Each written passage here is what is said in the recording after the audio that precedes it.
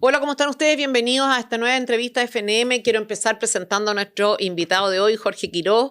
Es economista de la Universidad de Chile. De sus tiempos universitarios dice que era uno de los pocos tipos de derecha antipinochetista.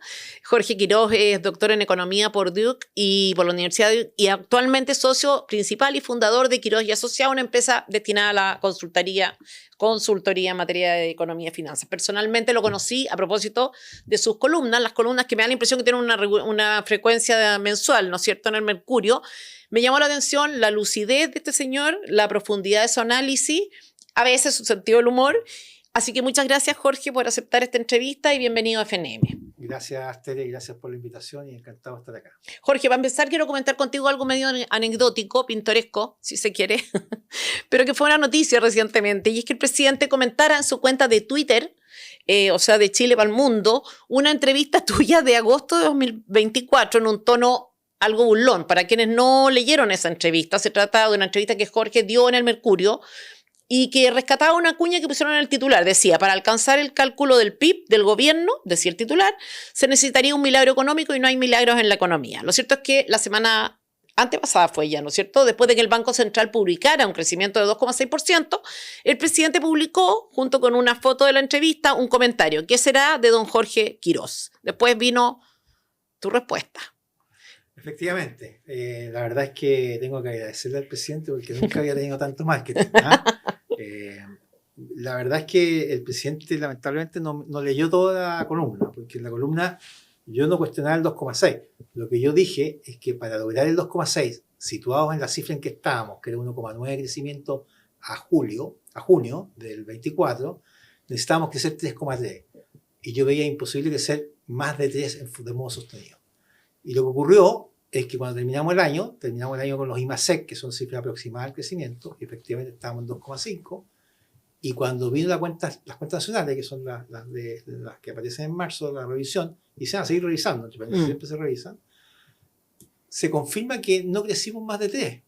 El segundo semestre crecimos 3,0, que es lo que yo dije. No creo que podamos crecer 3,3. Lo que pasa es que se corrigió la cifra del primer semestre. Y el primer semestre, en vez de 1,9, era 2,2.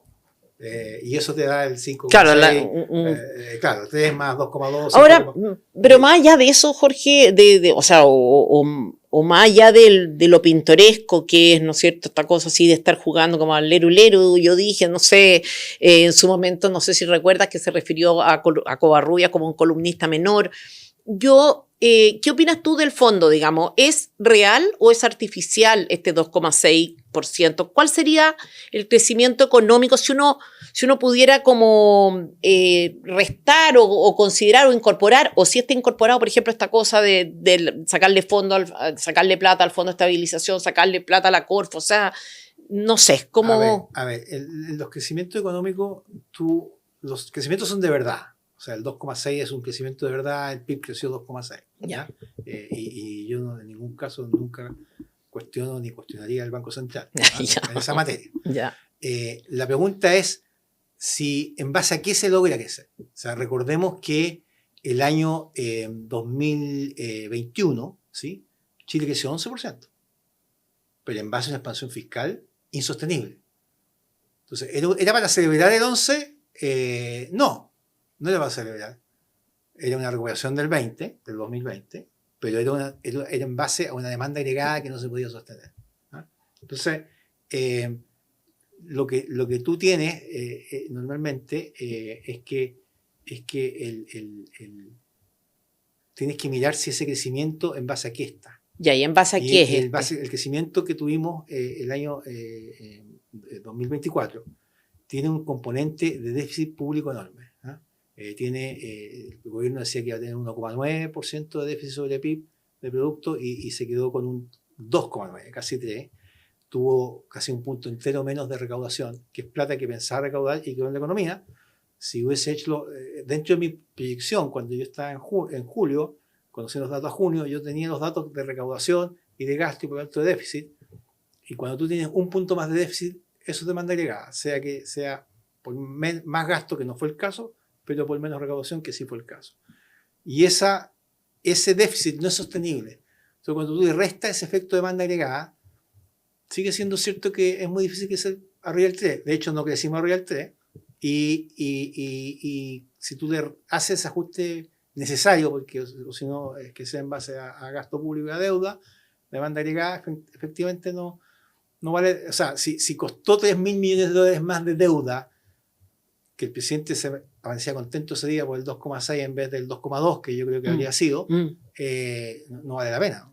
Claro, no vale la pena. Es un poco, bueno, lo decías tú en una entrevista, sí, en la entrevista reciente con Tomás Moschati, ¿no? Que era una cosa como bien, y lo decía él, lo hacía notar, tú asentías, pero en el fondo es una triste celebración esta, sí, una celebración sí. de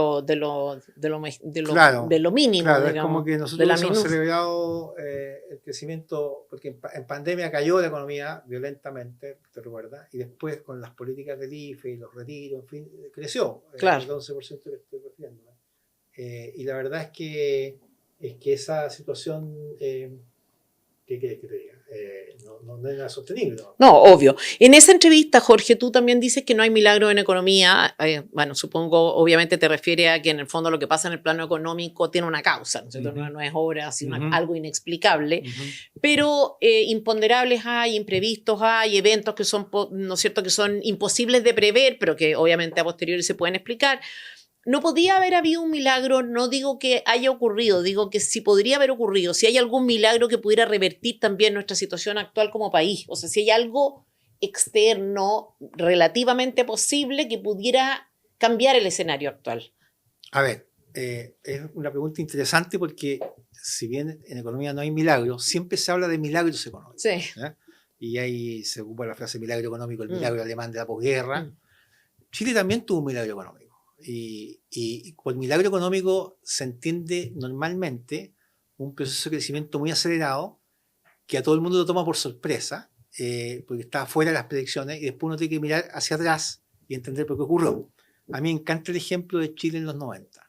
De hecho, más que los 90, los últimos 2 años en Nambiji y los años que siguieron después con Foxley y la primera parte de Aninat. O de los últimos 2 de Pinochet, los que siguieron con Patricio Elwin y después la primera parte de Eduardo Frei, los primeros 4 años. Ahí hubo un milagro también. Y es bien interesante mirarlo. Y perdona que me detenga un minuto en este tema de historia económica, que es relevante. Cuando con el Nambic se empieza a crecer muy fuertemente, 6-7%, hay una voz crítica que dice, mira, este es un crecimiento que es una recuperación. Porque la tasa de inversión era muy baja, y es una recuperación, y por lo tanto cuando se vuelva a copar, recuperación de la crisis del 82, cuando se vuelva a llenar esa capacidad instalada, por así decirlo, de ahí para adelante no tenemos mucho más que hacer y vamos a crecer poco. Cuando Fox le escribe Chile puede más, no se refiere a que puede más a crecer más, sino que puede más en términos de reconciliarse, en términos de un país, pero cuando de plan hace la proyección, o de plan, organismo oficial del gobierno de Pinochet en esa época, de que crecíamos entre 4 y 5, se considera una proyección totalmente fuera de lugar. Sebastián Edwards escribe un libro que en su primera edición, dice, es muy poco probable que Chile vuelva a crecer, o sea, porque las tasas de inversión son bajas, por esto. Y de repente vuelve la democracia y la economía tiene entre el 90, el 89, bueno, y si uno cuenta de la época de Vigio, del 87, al 97 aproximadamente, esa década, tiene el crecimiento más alto del hemisferio occidental, 7,5% por año, que permite que el ingreso per cápita se doble en dólares en 10 años. ¿No? Entonces la gente dice, ¿qué pasó acá? Claro, ¿cuál es la causa del milagro? Y se da media vuelta y descubre que es un aumento de productividad gigante. Y eso tiene distintas explicaciones. Yo tengo la mía. ¿Cuál es la tuya? La mía es que básicamente se terminó de manifestar por completo un régimen de absoluta libertad económica. ¿Ah? Libertad de emprendimiento, no había regulaciones, las tasas de impuestos eran bajas. Y después tú le sumas a eso la estabilidad política y la credibilidad política. Ya no era una dictadura, era democracia, en fin. Junta las dos cosas y tiene el boom de inversión que tuvimos. Algo ayudó el precio del cobre también, pero después ha habido precio del cobre aún más alto y no hemos tenido ese crecimiento. Entonces, tema de productividad. Después te vas al caso alemán y es parecido. Y ahí es apertura, enfoque exportador, básicamente de mercado. Inventaron la economía social de mercado. Normalmente esos milagros tienen un componente muy, muy importante de libertad y de sentido económico, que nadie esperaba, y todos esperan que eso genere crecimiento, pero lo que muchas veces sorprende es la magnitud y la rapidez con que se manifiestan. Pero es institucional en el fondo el origen. El origen, claro. Es más institucional que el aumento del precio, que la quiebra de no sé quién. Claro. O sea, yo te tomo el caso de Irlanda. Cuando Irlanda decide bajar sus tasas de impuestos y ajustar el gasto a mediados de los 80, Irlanda tenía como proporción del ingreso per cápita del Reino Unido era un 70%. 30% menos que el Reino Unido. Yeah. E inicia un proceso de crecimiento y ya el 93, o sea, 5 años después, ya el 80%. Y 5 años después, el 99, era 100% del per cápita. Y hoy día Irlanda tiene un ingreso per cápita que es 2 veces el del Reino Unido. Pero Jorge... 2 veces. Y eso es un efecto de impuestos muy, muy bajo a la empresa, no a las personas, el impuesto a personas es alto. Un régimen de amplia libertad, de amplia receptividad a las ideas y a las inversiones. Es un crecimiento empujado por inversión externa, directa, muy fuerte, en un primer momento incluso, con tasas de impuesto adicional, que el impuesto que la gente paga cuando saca la plata, muy bajo inicialmente, me parece que era casi cero. Y eso es poco. Pero ya, ¿no? Pero es una a mí me extraña, porque esto está fuera de toda discusión, o sea, está totalmente fuera de la discusión pública, ¿no? La receta es la misma en el fondo, o sea, es una receta conocida, como dices tú, ¿no? Sí, o sea, estamos hablando de medidas o políticas públicas que se implementaron hace muchos años, que en Chile, en Irlanda, en fin. Estamos hablando del liberalismo económico. Claro, del liberalismo económico. No es un milagro. No hay ningún milagro. La receta o los efectos del socialismo en todas sus versiones, ahí vamos, depende qué tan grave, ¿no? El estado de bienestar, depende... Ahí depende de los grados, qué tan dramáticos los efectos en la economía, pero la cuestión está más o menos clara y sin embargo esto no se discute, esto no es tema. Debería ser tema. Y pero yo creo que habemos algunos que lo estamos discutiendo con ese grado de énfasis y pensamos que hay que correr el cerco, pero violentamente. No violento en el sentido de violencia, pero sí en el sentido no solo de las ideas, de la acción. Y creo que en Chile, si tú logras ese cambio, y creo que no estoy hablando de algo ciencia ficción, estoy hablando de algo que se puede lograr en un periodo relativamente breve, vas a tener lo que existe siempre, que tú liberas la energía creadora de Capitán Apache y sacas a los grupos de presión, de poder, de renta que están metidos en el medio. Y vas a tener los efectos que tiene, ¿no? Sí, así es, y es dramático, como dices tú, que esto no esté, o sea, no está en un discurso, o sea, no está en las discusiones de las candidaturas, no está en los candidatos presidenciales, no sé, bueno, tú estás... O sea, piensa tú, o sea, me encanta mirar la historia económica, piensa Corea del Sur. Corea del Sur el año 70 tenía un ingreso per cápita que creo que era 1/3 del que tenía Chile, que Chile era un país muy pobre en el año 70. Y hoy día tiene un PIB per cápita, el año 70 tenía 1/3 de lo que era Chile, y hoy día tiene 3 veces el PIB per cápita de Chile. Perseveró mucho más en su... Ahora, tiene una tasa de inversión, hay que recordar, tuvo en los 90 el 40% del PIB. O sea, los países que crecieron mucho del sudeste asiático inicialmente tenían tasas de inversión muy altas. Ya, pero tampoco es milagro, fíjate, o sea, tú ahorras mucho, inviertes mucho. En el caso de estos países invirtieron mucho, tuvieron déficit en cuenta corriente, de hecho se endeudaron y liberalizaron mucho, tuvieron siempre un énfasis exportador, eso es importante. La evidencia te muestra que es más potente la promoción exportadora que la libertad per se de comercio. Ahí es un tema empírico. Y eso es, digamos, entonces...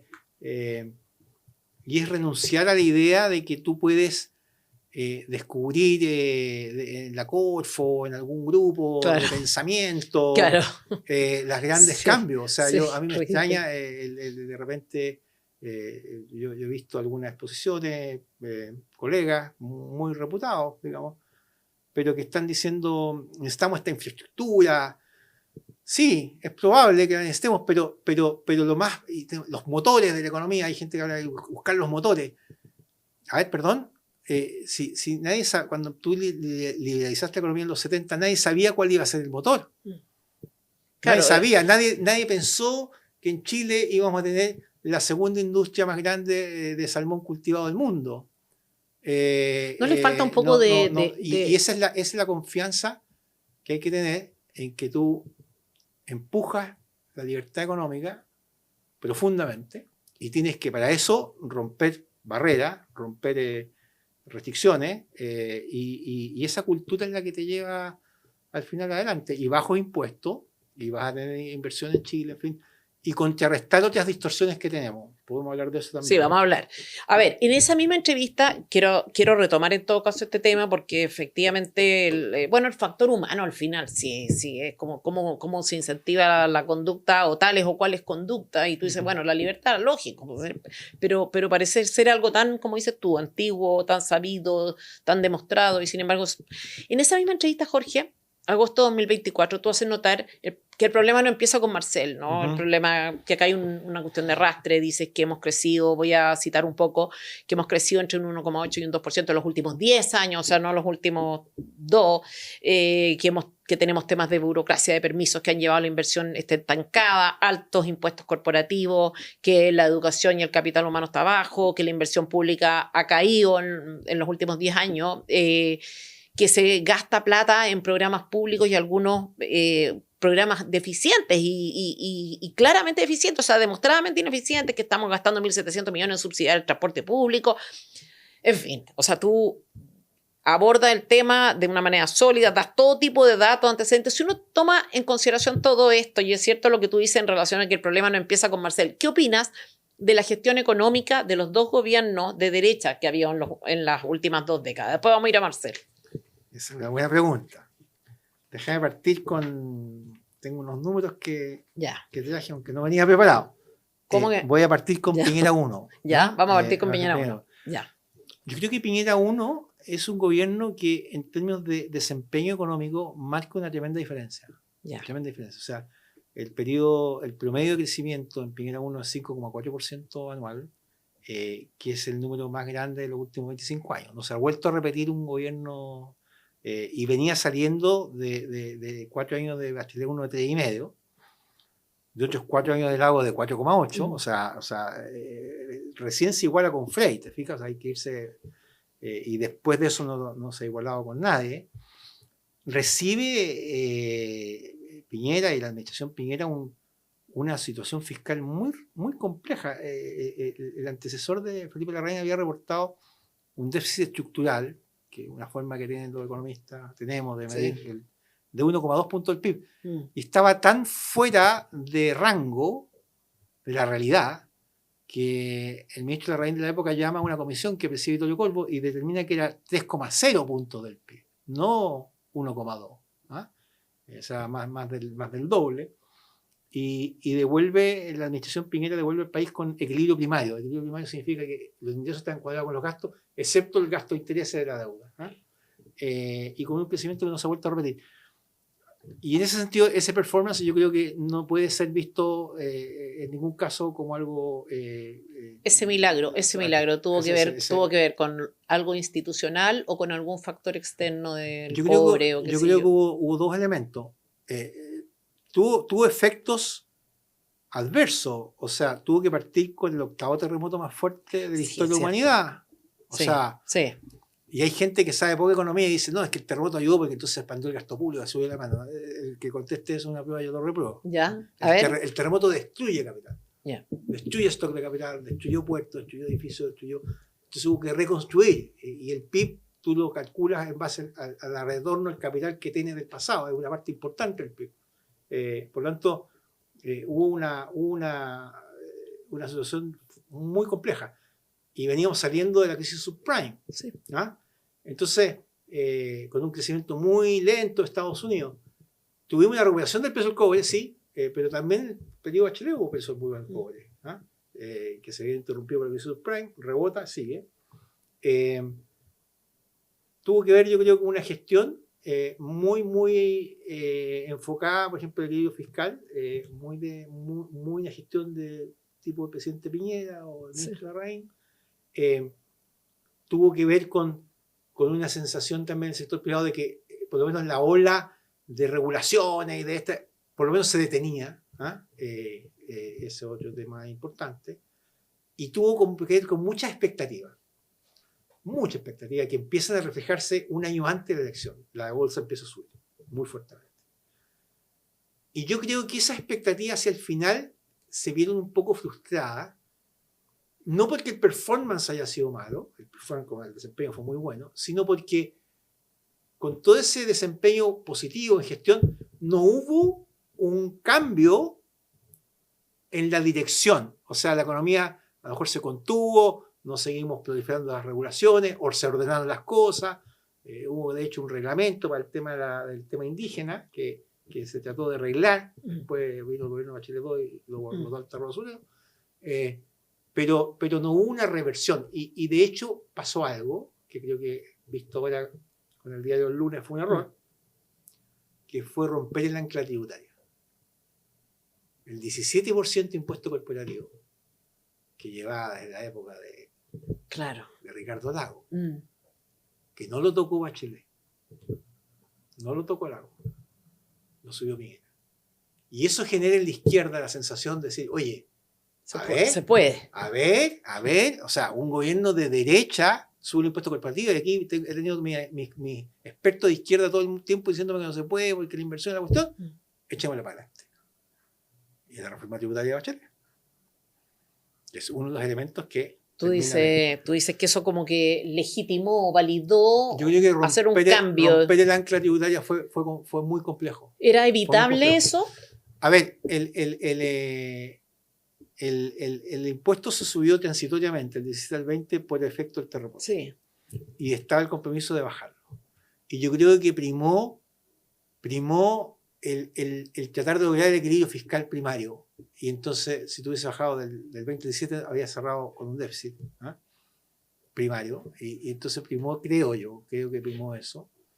Y la consecuencia creo que fue indirecta, es como el pool o el billar, que se la pelota para acá, la otra para allá, y realmente rebotó, y yo creo que rebotó mal. Todas esas cosas. Pero no hubo una como reversión estructural, sino que, y por eso que alguien dijo una vez, bueno, el quinto gobierno de la concertación, una cosa así, claro, el quinto, pero de los gobiernos buenos, digamos, de los gobiernos tipo Eduardo Frei. Claro. Ahora, en la segunda administración, esto fue de nuevo, sí, antes de que entre a la segundo gobierno, de nuevo el factor humano, o sea, como dices tú, que probablemente primó esto de reducir la situación, de problema estructural, de deuda, de déficit, de esto, del otro, pero desatendiendo el factor humano, o sea, el efecto político, si tú quieres, que generan estas cosas. Sí, claro. Yo creo que esa es la gran debilidad de Sebastián Piñera, ¿o no? Sí, yo creo que, a ver, si uno quiere hacer, algún día se va a escribir la biografía meditada del presidente Piñera. Yo creo que había una óptica del presidente Piñera excesivamente tecnocrática y con la falta de tal vez de imitar el conjunto. Y yo creo que ese fue un tema. Ahora, no fue solo eso, sino que tampoco ocurrió esta como fundar de nuevo sobre la base de mayor libertad económica y mayor desregulación. O sea, yo creo que no hubo ningún avance en términos de desregular.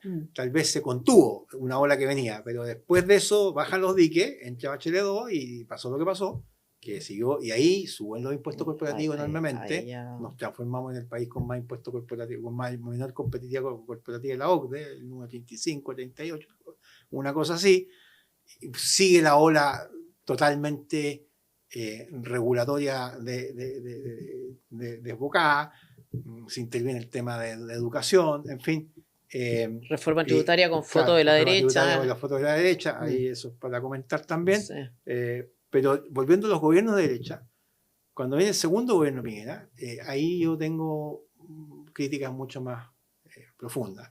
Y no voy a entrar al tema de cómo se trató o no la crisis el intento de golpe del 18 de octubre, Sí. sino que me voy a detener un poco antes. Cuando tú te detienes un poco antes y ves los números, tú ves que ya el inversionista ya no le cree tanto, porque ya vio que en el periodo anterior, y ve que en el periodo anterior, que era más fácil revertir, no se revirtieron cosas, y ahora estaba mucho más complicado. Había un tema tributario más fuerte, habían explotado mucho más los temas de permisos, de regulaciones, todo se había profundizado.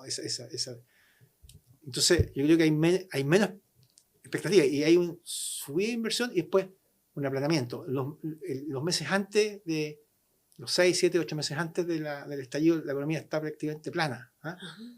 No está creciendo, o sea, había crecido, pero se empieza a desacelerar.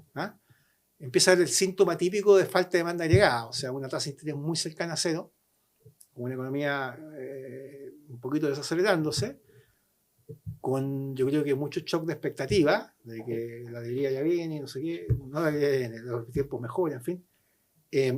Y yo creo que se produce un error muy grande, que es el que yo temo que no se vaya a producir ahora, que es que el diagnóstico del equipo económico es que hay que bajar los impuestos, reforma tributaria, que es un diagnóstico correcto y que sigue siendo hasta el día de hoy, pero se demora hasta agosto. El presidente sale en marzo, hasta agosto de enviarla. Y los presidentes hoy día en el mundo de las comunicaciones, el Twitter, etc., tienen máximo 90 días donde tienen apoyo para hacer cosas. Claro. O tú llegas con la ley escrita, artículo por artículo, que fue como llegó Bachelet 2. Sí, pues. Recordemos que Soki venía con un plan más o menos claro. Alguien financió al equipo de ahí y venían con el plan escrito. Sí. Y todavía me acuerdo que se para Lorenzini, el diputado, y dice que la presidenta mande, y la Cámara de Diputados pero de inmediato, y entonces pilló a la derecha offside y después se sacaron la foto todos, en Bachelet 2. Tú no puedes llegar con un cambio así y presentarlo en agosto. Yo no sé si no creyeron que iban a ganar o qué pasó.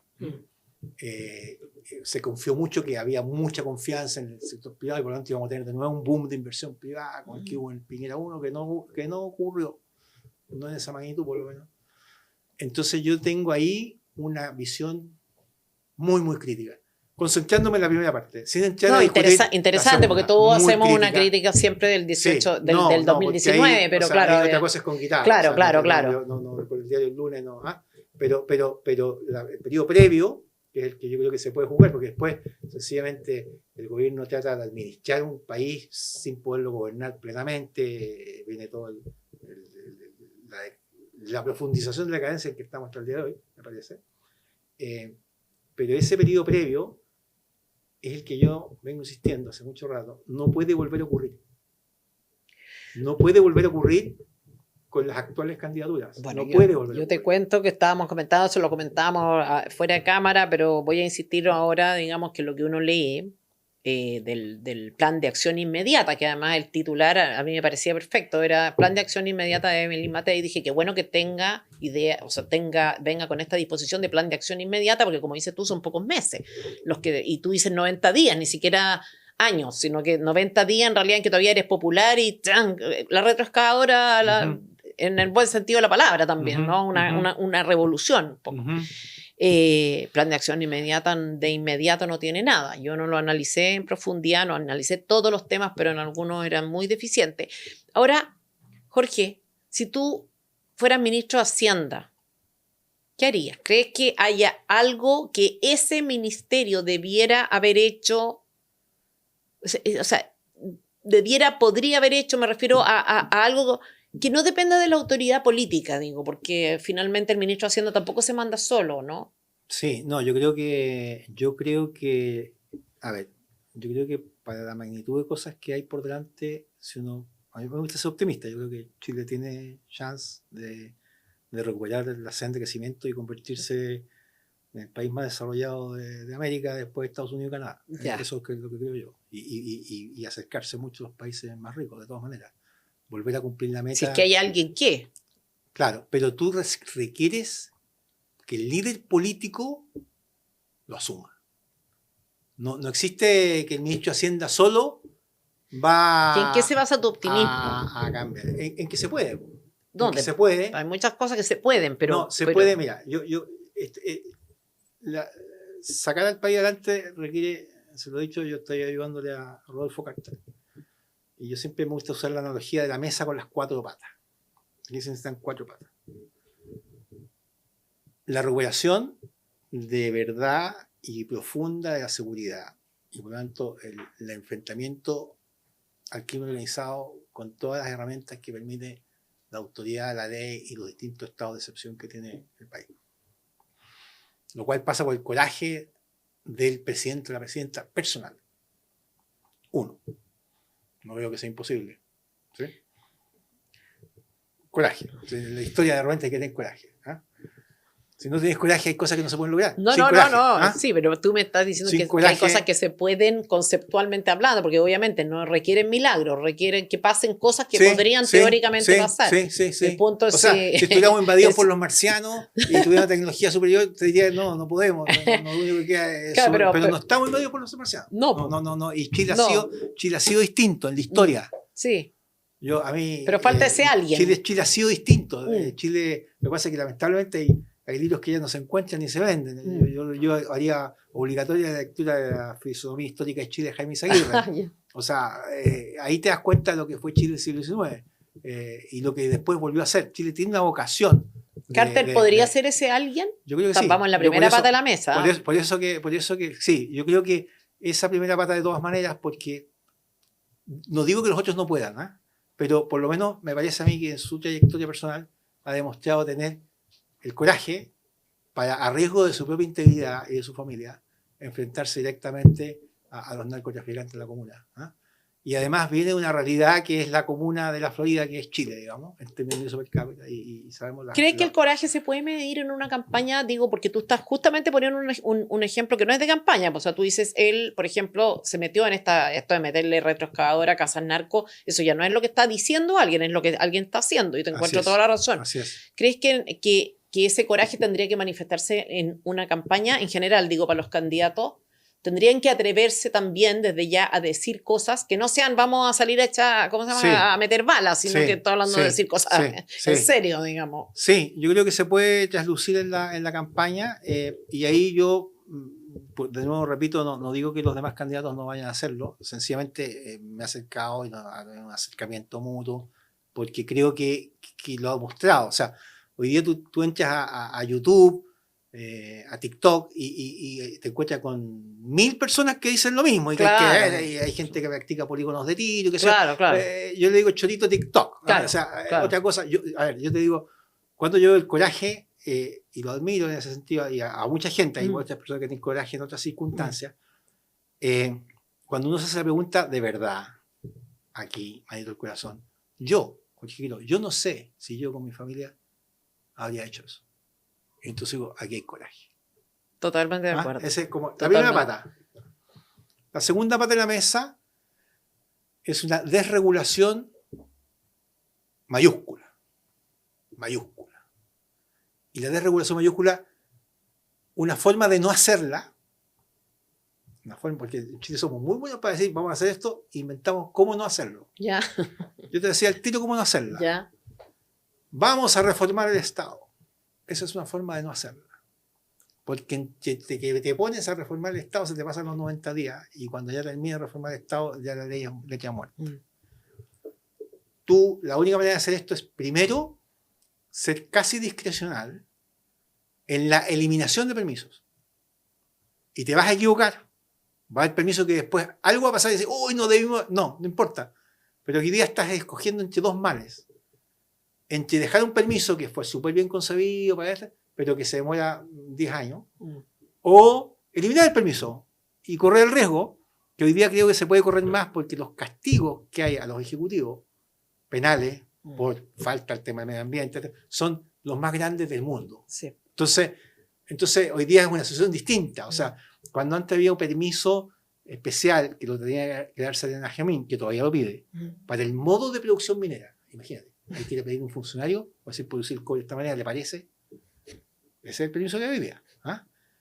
Yo lo entiendo mejor hace 40 años o 50 años cuando podía venir un minero y lo producía, oye, vamos a hacer como una carpita aquí, va a salir gas tóxico y ya. Entonces, Sergio Mins velaba por eso, pero hoy día tiene el Ministerio de Salud, tiene las consecuencias penales de la negligencia, la falta de compliance. O sea, hay suficiente como para decir, ¿sabe qué más? Produzca como le parezca. Claro, Toma. pero eso no depende, esa libertad total, esa especie como lo que tú dices, es como borrón y cuenta nueva. O sea, Tian Edwards creo que me había oído algo así, como que habría que en realidad derogar, por ejemplo, todas las normas o todos los criterios de permiso y después pensarlos bien, pensar todo de nuevo. No. Es que eso esa es la forma de no hacerlo. Ya, a ver. Tú no vas a poder salir a tocar todo. Claro. Imposible. Pero tú tienes que identificar 100. Eliminar 100. Ya, pero eso no tiene 100 de poder. verdad. El Ejecutivo no tiene poder. No, hay muchos que sí. A ver. Hay muchos que sí, hay muchos que están en los reglamentos. Ya. Tú reescribes el reglamento sin cambiar la ley. Sí. Partes por ahí. Hay muchos de tipo reglamentario. Muchos. Ya. Hay mucho tipo normativo, la norma. Muchos. ¿Ok? Ya. O la interpretación de la norma. Claro, la interpretación de la norma. No, hay muchos. Entonces por eso que digo la primera parte. La segunda parte, para que después esto quede institucionalizado, plasmado, ahí pasa por seguramente cambios legales. Pero el primer embiste, digamos, tú tienes que pensarlo desde el punto de vista reglamentario y no legal, salvo tal vez algunas cosas como muy especiales, donde, por ejemplo, hay ciertos umbrales, que en algunos están en la ley y otros no, pero, por ejemplo, el umbral para el cual tú exiges declaración de impacto ambiental. Yo he calculado, claro, si yo elevo el umbral por ejemplo, de inversión, puedo dejar algunas que son extremadamente tóxicas, qué sé yo, pero en general elevo ese umbral. Yo calculaba que si lo elevaba a un monto, creo que 30 millones de dólares, una cosa así, o sea, ninguna cosa por debajo de 30 millones pasa por día, ¿ya? Yo libero inmediatamente los 2.200 millones de dólares de inversión. Así. ¿Te fijas? Y elevo el de ¿te fijas? Claro. Mira, yo era muy joven, hace muchísimos años, cuando volví de Estados Unidos, estuve ayudándole a Senjo, que era el que está en la CONAMA, un abogado muy capaz, y que fue el que armó la ley marco medio ambiente. Y yo colaboré en ese tema y me echaban broma, decía que era un economista empedernido porque yo no quería que hubiera evaluación de impacto ambiental. ¿Ah? Y que no, que todo el mundo se hace, no sé qué, ok. Y me dijeron después, oye, Jorge, tú que eres economista empedernido, te tengo una muy buena noticia. No me dijo Asenjo, a otra persona. Vamos a hacer una cosa que se llama la DIA. Y la DIA tiene una cosa muy buena. Sencillamente tú declaras, para los proyectos menores de cierto nivel, tú declaras que cumple la normativa, etc. Y declaración jurada y lo haces. Y después si faltas, ahí te llega, pero tú lo haces. Entonces la DIA es 30 días. Así partieron las DIA. Hoy día la DIA demora más de un año y medio. Porque se la tomaron los grupos de presión, los consultores, todos los que ganan con la DIA. Sí. Pero la DIA está originalmente concebida en esos términos. Entonces tú vas al marco legal, al marco interpretativo, y tú puedes hacer muchas cosas.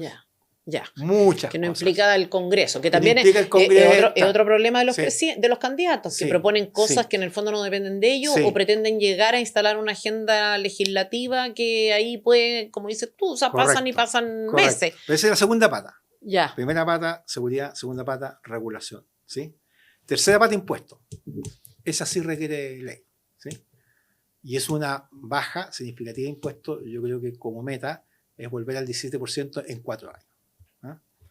Y ahí una idea que le estoy dando vuelta, y todas estas ideas, todo esto, si no sale Carter, yo se voy a poner a quien sea el candidato de Chile Vamos y después a quien sea el candidato de segunda vuelta en la derecha. Y si es de izquierda también, si alguien se interesa, después estamos trabajando para Chile. La segunda es tributaria, pero la tributaria, además de bajar el impuesto, estoy pensando con una variante que cada vez me convence más. Hemos hecho una serie de reformas que son irreversibles, porque esas son políticamente irreversibles, en tema laboral. Las indemnizaciones por año de servicio, que son 10 años, que hace mucho tiempo, pero se puso el seguro de desempleo y no se redujeron. La judicialización del despido, las 40 horas, etcétera, ¿Eso es reversible, perdón? No, es irreversible. Irreversible. Políticamente. Entonces, pero tú cuando tienes una distorsión, ¿sí? Cuando tú tienes una distorsión en la economía, hay una teoría económica que es muy antigua, se llama la teoría del segundo mejor, que te enseña que entonces tú tienes que probablemente hacer otras medidas que no son leyes parejas. Ya. Siempre a los economistas nos gustan las leyes parejas, hacer parejo, todo parejo. Mm. Pero cuando hay una distorsión en un sector, puede ser que el segundo mejor no tenga que ser parejo. Entonces yo, una cosa que estoy estudiando, es que una parte de la rebaja tributaria sea directamente, no bajar la base, que se ocupe como pago de impuestos, suponte calcular el exceso de costo laboral, 5, 6, 7%, y tú el 6, 7% de tu planilla, que sea formal, porque vamos a usar los datos, tú lo acreditas como pago de impuestos. Entonces el que contrata mucho, que es el más dañado por eso, en realidad le va a costar 5, 6, 7% menos, que lo acredita como pago de impuestos. Que es equivalente a... Entonces no se baja parejo. Ya, claro. Tú estás contratando más y por lo tanto estás soportando un crédito en mayor medida. Y eso te sirve mucho también para hacerte inversión extranjera, como data center, que son muy intensivos en gente. Si tú quieres ir y demostrar no solo que tiene ese impuesto baja ahora, sino que además especialmente baja a los grandes empleadores de mano de obra. El número que te di es súper así calculado, hay que calcularlo bien. Yo te voy a preguntar por la indemnización por año de servicio, que es una obsesión mía. ¿Sí? Entonces, esa es la tercera pata. O sea, tenemos la pata de seguridad. Seguridad en sí tiene influencia económica directa, tú sabes. Hoy día a mí me dan un dato, yo lo calculé. Me dijeron, mira, en el sur estamos gastando tanto dinero y cuánto venden, tanto. Y entonces yo calculé cuánto eso es costo de impuestos, en el fondo. Y tranquilamente 3-4% más de puntos de impuestos. Impresionante. Impresionante. O sea, no tenemos una tasa del 27, tenemos una tasa del 32. ¿Eso en el sur o en general? En el sur en particular. Ya. En general, divida por 2, ya, menos. Pero en el norte igual. En el norte ahí está como el Far West, saltan los camiones con cobre, los trenes con cobre, en fin. Entonces, la seguridad en sí es parte de la política económica, por decirlo así. Entonces, seguridad, primera pata, segunda pata, la desregulación, tercera pata, el tema tributario. Y la última, el ajuste fiscal. Porque al ajuste que tú tienes que lograr para parar la sangría y el endeudamiento, tú tienes que sumar el esfuerzo fiscal para bajar la tasa tributaria y hacer toda esta cosa que estoy diciendo. Que yo lo estimo en total el esfuerzo en $10.000 millones de dólares. Alguien dice, oye, pero es que es mucho. A ver, un momento, el gasto total son $90.000 millones. Estamos hablando de una baja del 10%. ¿Sí? ¿Qué familia no ha tenido que ajustarse el cinturón del 10%? Ahora, todo esto para que funcione, lo clave es el trabajo de detalle, que es el que te permite comunicar. ¿Me explico? O sea, ¿por qué la gente hoy día está toda partida de seguridad? Porque hay mucha información, de detalle. La gente sabe lo que está pasando al sur. Entonces, no necesitan que venga alguien, un doctorado, no sé dónde, a explicarle. No sabe lo que está pasando en el tema fiscal. Pero yo le puedo mostrar, con detalle, 10 ejemplos. Le puedo decir, que de hecho lo dijo el ministro Marcel hace poco en una charla, hay 800 millones de dólares que se gastan de más en FONASA porque es un fraude macroeconómico articulado al crimen organizado. Y voy a estarle hablando a la mayoría de los chilenos que no abusan de eso, pero que conocen a alguien que abusa. A propósito de las licencias. Y voy a estar diciendo también, ¿sabe qué? Que este ajuste de personas, sí, pero no sé si usted sabía que el salario bruto de un empleado público promedio son 2.100.000 y el chileno está en la mitad de eso. Y además tiene el doble ausentismo que el que tiene el chileno promedio, se faltan 22 días hábiles. No se sabía que el Ministerio de Cultura expandió su presupuesto en $150 millones y resulta que la Ministra de Cultura tiene más periodistas que la Secretaría General de la Presidencia, o la Secretaría General de Gobierno. Tú dices como traducir en el fondo las cosas que hay que hacer a un lenguaje suficientemente concreto. Si tú no las traduces, tú no vas a lograr el ajuste. O sea, yo me imagino el típico exposición de Hacienda Pública que dicen tantos millones, la gente se queda dormida, y tú tienes que entrar a explicarlo. Porque mira, tú hablas con muchos ministros, ex-ministros, y dicen muy difícil bajar el gasto. Olvídate, estás loco, Jorge. Entonces, la candidata Matei habló también de volver al 17, pero en 10 años. En 10 años claro, no significa nada. Pero cuando uno dice, oye, Mira, aquí está el dato corregido. El empleado público gana en promedio 2,1 millones de pesos líquidos al mes. Líquido. ¿Ah? Se compara con 1 millón del trabajador promedio de Chile. Entonces tú estás hablando a la mayoría del chileno, diciendo, mira, estoy reduciendo gente en el sector público. Y un mes del año no lo trabajan solo por licencias médicas. Son 22 días de licencia al año promedio. Eso significa que hay un grupo, un 10-15% que se pasa 6 meses, Sí, ¿ah? sí. O más. ¿Ah? Tú, sacando a todas las suplencias en exceso, que es en el fondo una forma de reducir la gente, porque no tienes para qué decir, oye, venga a trabajar. Es obvio que no se necesita esa gente porque el gobierno funciona igual sin ellos. Entonces, Obvio. ahí hay 500 millones de dólares. En las licencias falsas que tú las puedes comprar, cualquier persona puede comprar licencias y están en internet. Tú compras licencias, se venden. Sí, hay todo Ahí un hay juicio. 800 millones de dólares. Somos 1.800. ¿Ok? Te vas al Santiago y resulta que ahí hay una evasión del 38%.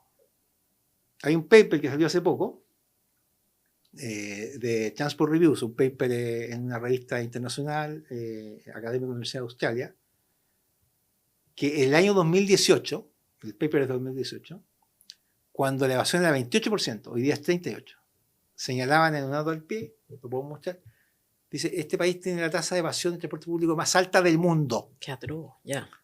Yo pongo un equipo Swatch, Swatch, destinado a eso, y el señor lo bajan de la micro, 3-4 personas que sean capaces de bajarlo, porque nadie más se va a atrever, y le dice, usted tiene CAE, se acabó el CAE. Usted tiene un subsidio, se acabó el subsidio. Y tú le vas a explicar eso a la gente, porque el 60% de los chilenos no evade.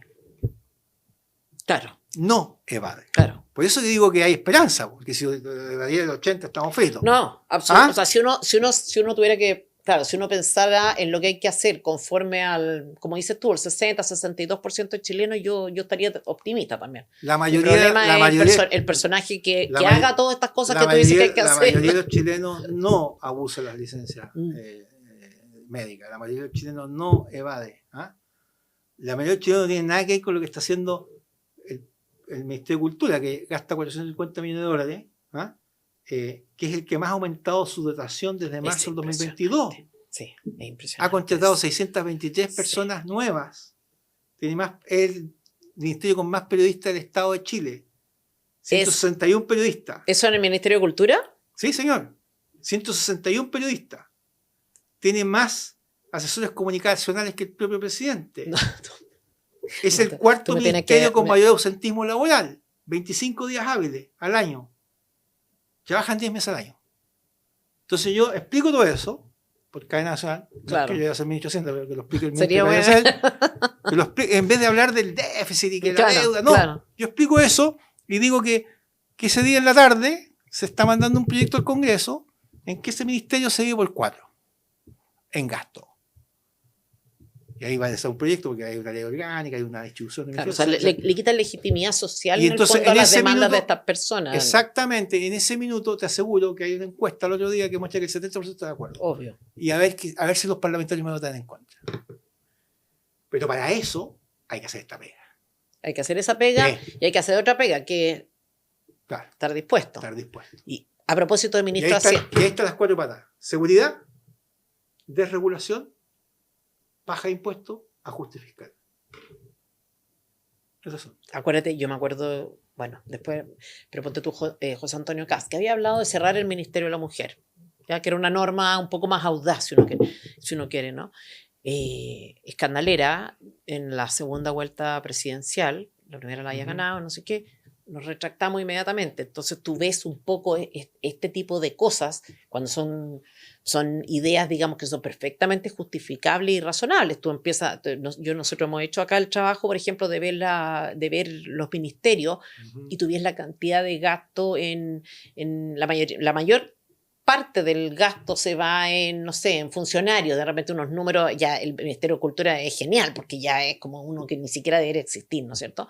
Los candidatos se retractan de este tipo de cosas. Pero ahí es donde está el trabajo de detalle. Porque tenéis que saberlo, claro, tenéis que ser capaz. Si tú dices, vamos a eliminar el Ministerio de Cultura, te va a ir pésimo.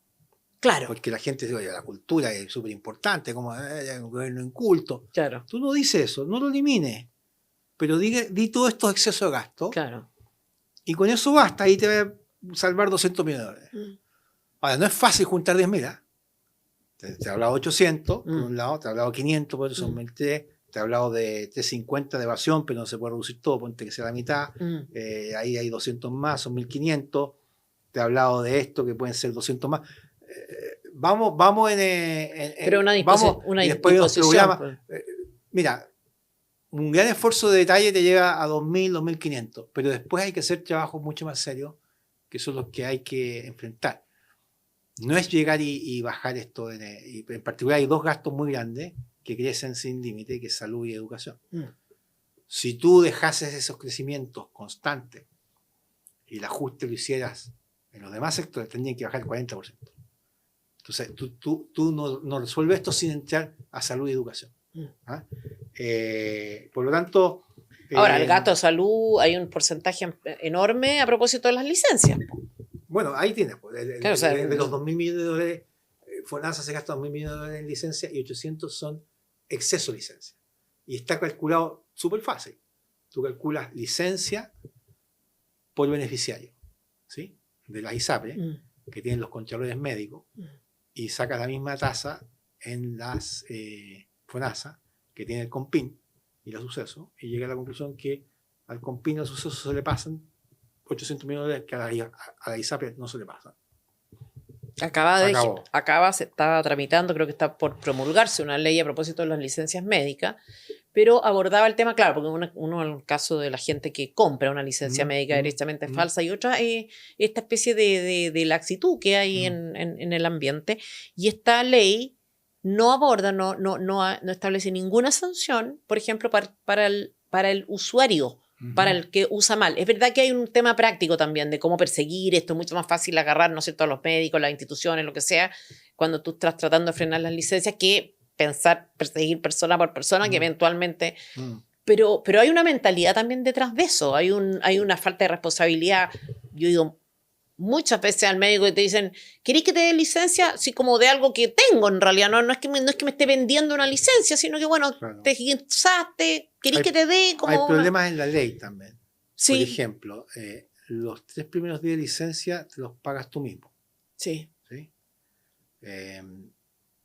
Y los 10 primeros días te descuentan los primeros checks como si fueran un deducible. Pero si te dan 11 o más, entonces los pagan todos.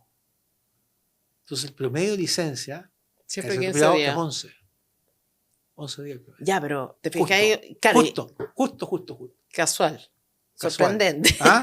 ¿Te fijas? Oye, a propósito del ministro de Hacienda, Jorge, el 23 de enero de 2022, o sea, recién electo, Boric, sin haber asumido, tú decías en una columna, leo, te cito, Marcel no está dispuesto a hipotecar su reputación asociándola a un desastre económico. Ambas aspiraciones de Boric y Marcel solo pueden realizarse morigerando fuertemente el ímpetu disruptivo tanto del programa de gobierno como de la convención constituyente. ¿Qué dirías hoy? ¿Que Boric se morigeró? ¿Sigues pensando que Marcel no hipotecó su reputación asociándose a un desastre económico? Buena pregunta. A ver, vamos a los hechos, ¿ah? Porque uno nunca sabe lo que están pensando las personas, ¿no? No sabemos lo que tienen en su cerebro o en su espíritu. Es obvio que esto fue gato pardo, este gobierno. Y el Partido Comunista lo va a recordar.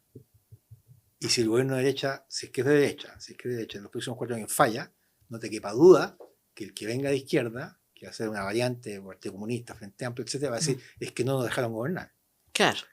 O sea, ya habla con Jadwe, digamos. O sea, esto fue gato pardo.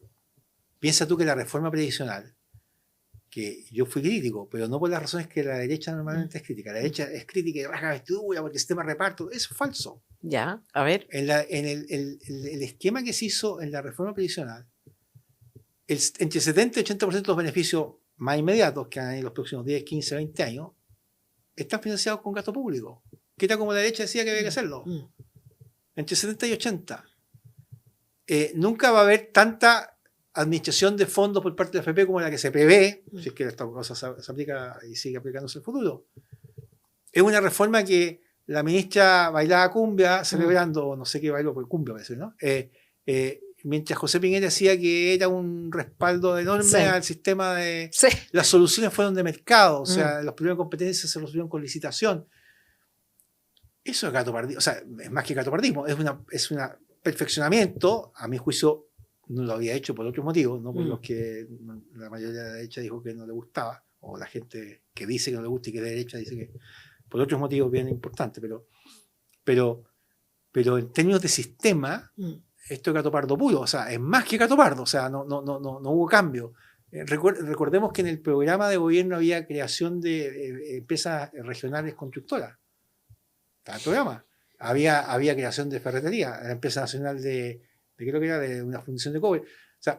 O sea, esto fue gatopardo absoluto. Ya, pero a ver, pero absoluto, no. A ver, ¿por qué? ¿Por qué? Porque yo creo que perdieron la Constitución. Sí. Tal vez esa fue la causa. Sí, ¿ah? Esa fue la causa. Esa fue la causa. Pero que fue gatopardo, porque gatopardo, o sea, que las porque expectativas eran otras, claro. Porque podían haber dicho, perdimos la Constitución y no pudimos hacer programa. No, lo que se está diciendo es que sí, hemos logrado avance y hay un legado, y la AFP, pero todo es un decorado para algo que en realidad no podría haber sido mucho peor. O sea, no hubo un cambio acá. ¿Tú dices? No hubo un cambio. Lo que hubo es lo que hay una profundización de la decadencia, eso sí. Ya. Hay más permisos, hay más regulaciones, hay más grupos. Ya, pero no hay una revolución. No. Es una profundización de la decadencia en que veníamos, pero aquí no hay una... O sea, tú rescatas a Marcel entonces. ¿Ah? Tú rescatas la gestión de Marcel entonces. Bueno, tú dices a contenido, dices. No sé si atribuirle causalidad a Marcel a ¿Ya? esta altura o no. ¿Ah? Ya. Ahora, lo que sí creo, y yo le tenía harta fe hasta el último año, porque a mí me cuesta creer a esta altura que el error que hubo en la recaudación es tan grosero que me cuesta creer que haya sido un error. Porque cuando tú mira lo que pasa, cuando tú te equivocas en la recaudación, tú mantienes el gasto. Entonces tú dices, y vamos a gastar todo esto. Y después cuadra con la recaudación, y la recaudación no se cumplió. No se cumplió. Pero lograste gastar en un montón de cosas que, bueno, aquí están los 623 funcionarios del Ministerio de Cultura, el aumento de 150 millones en el presupuesto, los 1.100 periodistas, los 100 tú dices, él se lo creyó que iba a recaudar. No sé si creyó, o el profesor quiso creer, y entonces mantuvo un nivel de gasto. O sea aquí lo que no se hizo en reformas profundas, que bueno que no lo hicieron, se pagó más empleo público, más gastos, más transferencias. ¿Me entiendes? O sea, financió al activismo que eventualmente haga posible el día de mañana las reformas. Pero especulación. Pero en el fondo, no, definitivamente aquí no hubo nada que se parezca a un cambio radical de nada. Estamos en el peor de los mundos. Estamos manteniendo... No sé si es el peor del mundo, no es el peor del mundo en ningún caso, pero es un mundo muy mediocre, donde tú mantienes todas las reglas, en principio, de una economía social de mercado, pero tienes tan interferido el mercado que no deja operar el mercado. Claro, es como un capitalismo... Entonces al final lo único que se crean son rentas, porque si yo soy el único que estoy acá, porque nadie más puede invertir. Ya, pero Jorge, las dos alternativas que tú das son pésimas, porque hay dos alternativas. O el ministro Marcel se equivocó de una manera ya brutal, o no le importó equivocarse para endeudarse. Claro. O no le importó tergiversar para poder endeudarse. No sé qué es lo que es mejor. Con un sesgo, no tengo idea, pero fíjate que no sería el primer ministro que se equivoca intencionadamente. Hernán Vigi tenía como meta bajar el gasto público y se equivocó varios años en la predicción de inflación. Predecía menos inflación de la que había. Entonces reajustaba oye, vamos a mantener el salario real y después había más inflación, y por esa vía tú fuiste... Yo podría pasar una ley mañana y decir, ¿sabe que la PGU la vamos a reajustar en función de la inflación que esperamos? Y hacer una predicción, porque no estar todos los años. Entonces una predicción del próximo año vamos a tener inflación del 2 por año, va a ser 6, y al final es 3, entonces 9, y hay 3 puntos en que tú lograste el objetivo que realmente querías, que era bajarla. Entonces... yo veo el último año que pasó y digo, este error de un punto entero el PIB en la recaudación, lo he repensado. ¿No será que, a lo mejor nunca pensaron que era tanto, pensaron que era menos, puede ser, pero que que está un poco la predicción hacia arriba, se pasa de presupuesto para justificar el gasto. Se justifica el gasto y después, ya, pero eso, Jorge, si se trata de comprometer prestigio, eso no sé. A ver, te va a recordar una columna tuya. Vamos a verlo este año que viene. Te voy a recordar una columna tuya, que fue, yo creo que una de las primeras que leí, un año después de que tú dijeras esto, Marcel no va a hipotecar su prestigio, tú sacaste una columna que se llama El Ministro y los 40 proyectos, del 9 de julio de 2023, para los que quieran verla, pueden verlo en la página web de tuya, ¿no? De Quiroz y Asociado, no sé cómo se llama ya. Sí. En esa página web pueden ver todas las columnas que son geniales, que se refería a la exposición del ministro Marcel en el Chile Day, ¿no es cierto? En ella hacían notar que el ministro de Hacienda de nuestro país, en una instancia internacional, básicamente, para decirlo en fino, había recurrido a una fantasía, digámoslo así. A mí me sorprendió mucho la columna. O sea, yo no podía creerlo, no solo por el contenido de la columna, porque en el fondo, Jorge, tú estabas diciendo que había mentido. Había faltado la verdad. Ya, Jorge.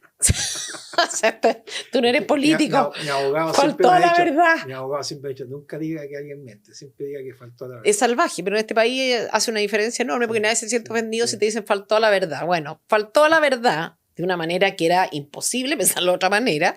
Y a mí me llamó la atención primero, bueno, la columna era muy buena, impresionante. Me acuerdo haberla comentado en mi entorno, con mi familia y qué sé yo.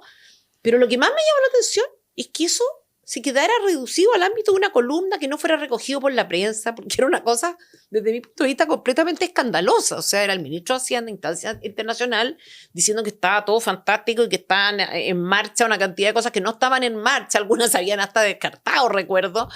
¿Eso no te dice algo a ti respecto de qué es lo que puedes pensar de un ministro de Hacienda? Bueno, del país también. Por supuesto. Mira, déjame recordar un minuto, tal vez para no mandar a todos a leer mis columnas, pero se decía que había 40 proyectos de hidrógeno. Sí. Y lo que ocurre es que el ministro presentó un cuadro, un mapa, y bastaba contar. Si tú contabas, había 21. Y no había ni para qué contar porque estaban numerados, ¿no? Entonces estaba 21 y ahí dice más de 40 proyectos y abajo uno cuenta y son 21. Y los 21 bastaba mirar una letrita chica que decía NIDF, que no se había tomado una decisión de inversión. O sea, esa fue una conversación, po. O sea, eso fue alguien que fue a la Golfo y dijo, estaba dando con esta idea, ya, ok, lo vamos a notar. Ya. Después, los que sí estaban operando eran menos de una milésima del sistema eléctrico nacional. Y uno que estaba, y ese fue el que me llamó la atención porque habían sido clientes míos, nunca pudo aprobar el proyecto, o sea, se aburrieron con la exigencia que pusieron, que era totalmente insólita, y se llevaron prácticamente el mismo proyecto a Texas. Sí. Ahora bien. O sea, dijo 40, había 21 en el mapa, de los 21 muchos eran conversaciones, otros ya había sido descartado, y esto era en la exposición en Chile Day. Ese episodio, partamos haciendo las críticas por casa. Ya. ¿Dónde estaban los centros de estudio de la derecha? Sí. ¿Dónde estaban los expertos en energía de la derecha? ¿Sabes qué pasa acá? Y que me perdonen mis amigos algunos. Es muy poca la gente que está haciendo la pega práctica. Claro. Cuando yo digo el detalle, contar los proyectos. Hoy es contar. ¿Para qué le pasó al ministro Marcel? Yo en esto voy a ser generoso con el ministro Marcel. ¿Ya? Y no es que sea gran amigo de él, pero a lo mejor lo conoció antes, no fue. Pero cuando los ministros hacen estas presentaciones, normalmente le piden a los ministerios, mándenme lo que tengan de acá, porque tiene que ir a vender Chile, esa es la verdad, todos los ministros van a vender Chile. Entonces, esto es lo que ha hecho el Ministerio de Energía, o la Comisión Nacional de Energía, o la Corfo, alguno de esos. Le mandaron, partió corriendo y mostró el mapa, y cuando un ministro muestra un mapa, no sé si lo puedo mostrar aquí ahí está el mapa, muestra y dice más de 40 proyectos. Claro, nadie contó. Igual se ve que no son 40, ¿verdad? No, más de 40, se ve el mapa, Chile, en fin. Y ya, pues. Y seguimos andando. Pero fue un escándalo. O sea, para mí, no fue un escándalo. Pues O sea, eso es lo que te digo. Si claro. yo me acuerdo de haberlo recogido, creo que debo haber hablado en 3 comentarios semanales. Yo hago unos comentarios, unos videos con comentarios semanales. Debo haber estado 3 comentarios semanales hablando de esto. Me acuerdo que me escribían, tienes que cuidar a Marcel. Y tú decías, bueno, entonces, ¿qué? Tenemos que hacer los idiotas. No, es que Marcel, pobre, está que hace lo que puede y no sé qué. Yo digo, bueno, ya, pero ¿cómo como siempre, país? Siempre hay que dar con la verdad. Como país claro, vamos a estar que claro. esto no pasa, esto, como dices tú, esto fue un escándalo. Pero esto no fue un escándalo. Eso a mí fue lo que más me sorprendió por lejos, que no fue un escándalo, ahora, que no fue tema. Ahora, ¿sabes qué pasa? Que hemos hablado antes de la decadencia y bueno, se nos va a acabar. Hemos hablado poco de la decadencia. De hecho, vamos a empezar a hablar ahora de la decadencia. Pero parte del tema, y esto voy a decir algo que no se ha dicho mucho, pero en Chile hay como una anomia generalizada. Esto de que la gente que va del Transantiago, el 40% no paga. Nadie paga, el que tratan, ha habido diputados parlamentarios que tenían deuda del CAE, o sea. Pero creo que esa anomia también ha llegado a las élites técnicas. Ese es mi principal, porque uno tiene que ver a los pares. Debe ser porque nosotros en nuestra oficina somos súper prácticos, estamos siempre metidos con los pies en el barro, porque atendemos a empresas y resolvemos problemas particulares a ellas. Los artículos que yo escribo son un esfuerzo pro bono que hacemos en la oficina, porque detrás de cada artículo hay pega. Pero cada vez yo veo que es una élite técnica que se ve tentada por hablar de cosas superestructurales y generales y no entrar al detalle. El proyecto de permisología es un muy buen ejemplo. Porque entrar al detalle había sido hacer esto. Pásame 150, bueno, descubrir 150 permisos que tengo que eliminar. Hay que hacer una pega. Obvio. No, yo hago un diseño, una agencia que se va a encargar de esto. Es más fácil escribir eso que ir a la pega de eliminar permisos. Ya, pero eso sí es decadencia, Jorge, porque en el fondo eso lo otro es decir nada. Eso, es como, eso es decadencia. Oye, hay que. Y también acá, o sea, aquí me acuerdo que después de esto hubo una iniciativa que me pareció muy bien, que lo organizó Hernán Cheira en la Universidad del Desarrollo, y hubo un grupo que se juntó a hablar del hidrógeno verde. A raíz de esto, no sé si sería de esto, y está no sé cuál es el cargo exactamente, si es viceministro, presidente de la Corfo, el señor Benavente. Lo primero que dice él es que para la Corfo y el gobierno el tema de hidrógeno verde hay que pensarlo a 30 años. Yo levanté la mano, y no fue el único que levantó la mano, había otro empresario que le pasó lo mismo, coincidimos. No tengo idea dónde vamos a estar en 30 años. Nadie sabe. Yo voy a decir eso a mi hijo, voy a pensarlo, pero esto es de largo plazo. O sea, el largo plazo es una muy buena excusa para hacer las cosas que hay que hacer hoy día. O sea, dime cuáles son los resultados de los próximos 2 años, 3 años, cómo los vamos a medir. Eso tiene el presidente Piñera. Sí. Eso. ¿Cómo se miden los resultados a corto plazo, a mediano plazo? Pero, entonces, es una forma de no decir, sí, hay problemas, ya lo vamos a ver, pero pensémoslo. No, ¿sabéis que el mundo va muy rápido? Competimos, se nos pasa la vieja, como se dice en buen chileno, y si nosotros no estamos con virtud trabajando en el detalle. Es que lo otro no es trabajar nomás. Entonces yo también tengo un poco esa sensación. Uno ve los artículos en el diario, uno ve los análisis de la reforma política, por ejemplo.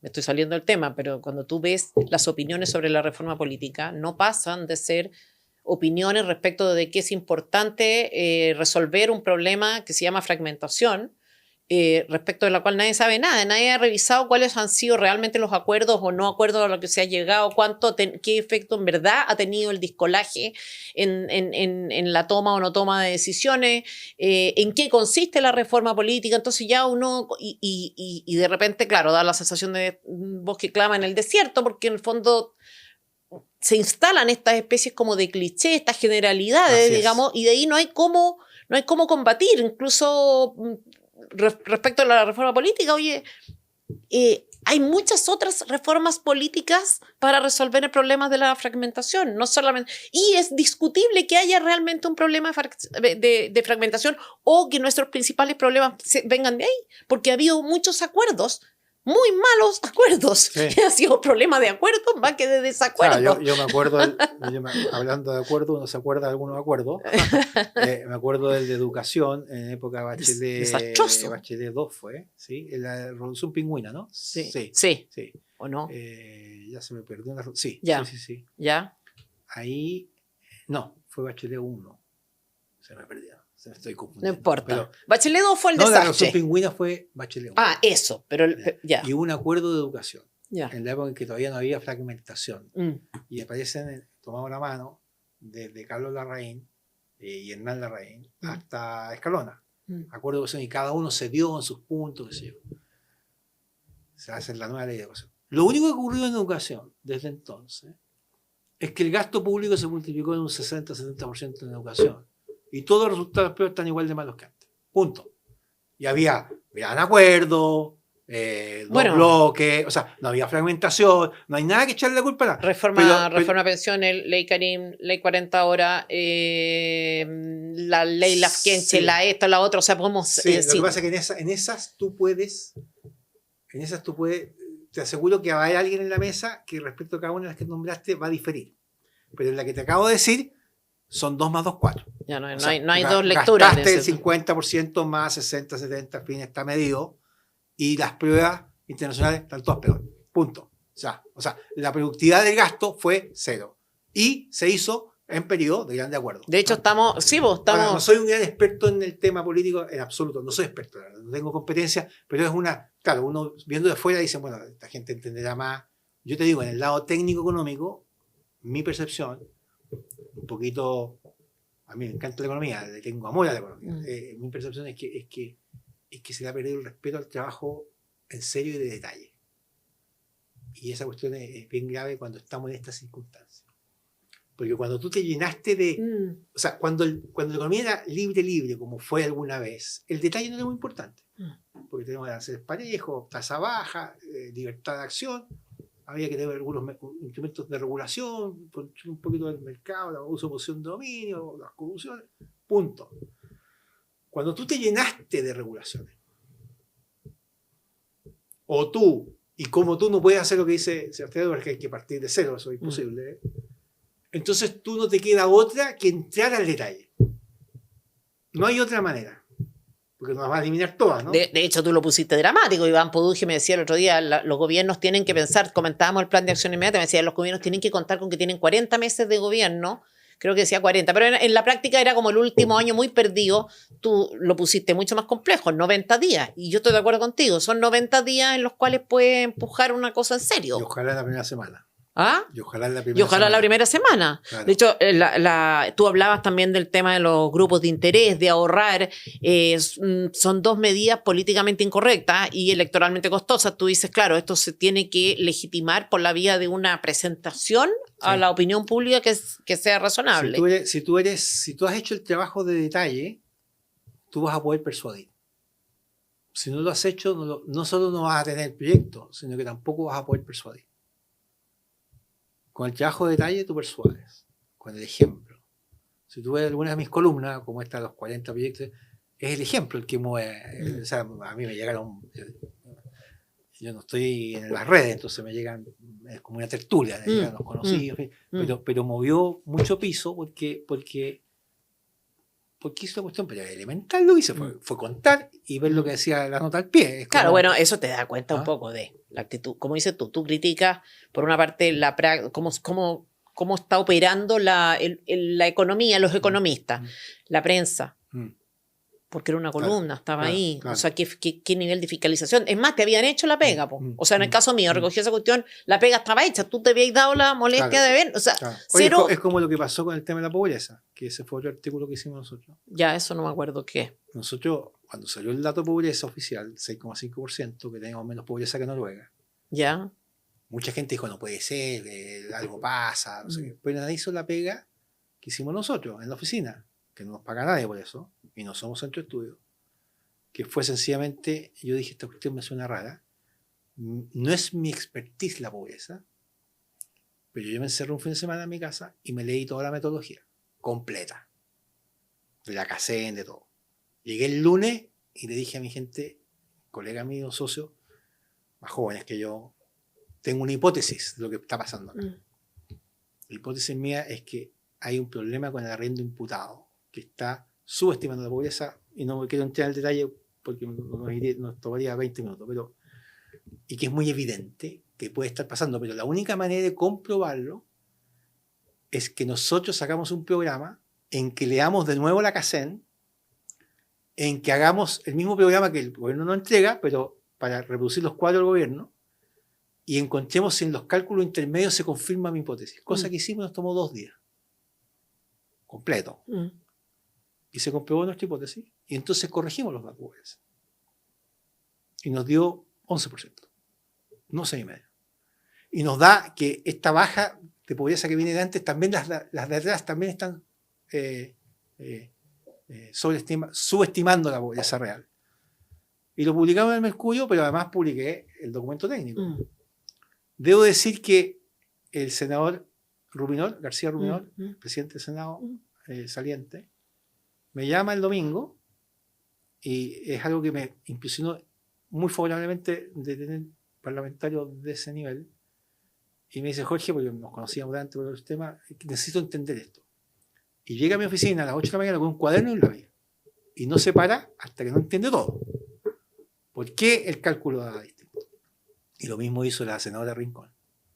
¿Es Matea la senadora Rincón? Es Matea. Efectivamente. Es Matea y el senador García Ruminol. Ya, pero eso es una cosa rarísima. Sí, los dos son muy mateos. Sí. No, digo que es un fenómeno curioso. Pero ahora la pregunta mía es la siguiente.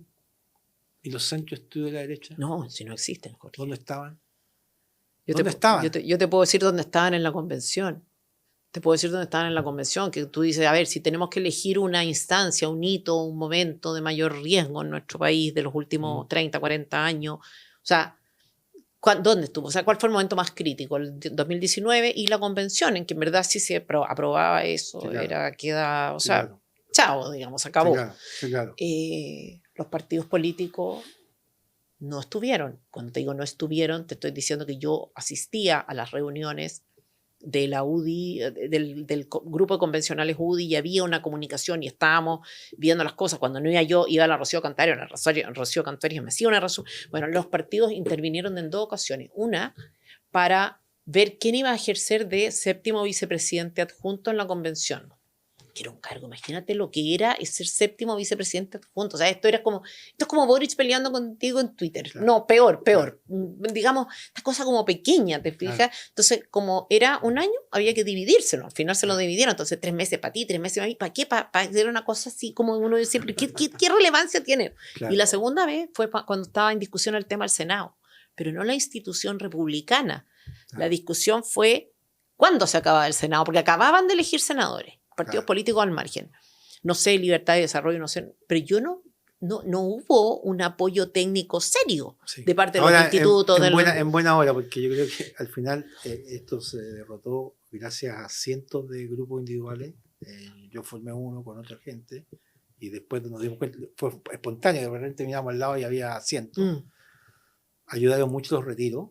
Porque el 60% le habían metido en la cabeza a través de las mentiras de las redes que la plata no estaba. Sí. Y descubrió que la plata estaba. Sí. Y además después descubrió que se la iban a quitar. Y hasta ahí nomás llegó llegó el amigo, ¿quién es el que decía que no es tu platita, sino que Stingo. El señor Stingo. Y bueno, hay que tratar de cambiar las cosas. Yo quiero agregar que uno tiene que tratar de cambiar y ayudar. Yo, por ejemplo, hago mis cuestiones en la oficina, pro bono, estas las que hago, pero también me he integrado, me acabo de integrar al Instituto de Libertad. Y están haciendo, creo que, alguna pega bien chora a nivel del municipio. Y quiero colaborar ahí porque uno tiene que colaborar. Y las críticas tienen que ser bien recibidas y echarle para adelante, pero el énfasis tiene que ser de detalle a esta altura. Sí. No sirve si las demás cosas más o menos las sabemos. Es la hora. Jorge, sí. Me quedo con la mitad de la entrevista sin hacer, así que te voy a volver a invitar. De todas maneras, ha sido demasiado interesante. Muy agradecida, y a la gente, a los telespectadores, recomendarle que lean las columnas, porque son muy buenas.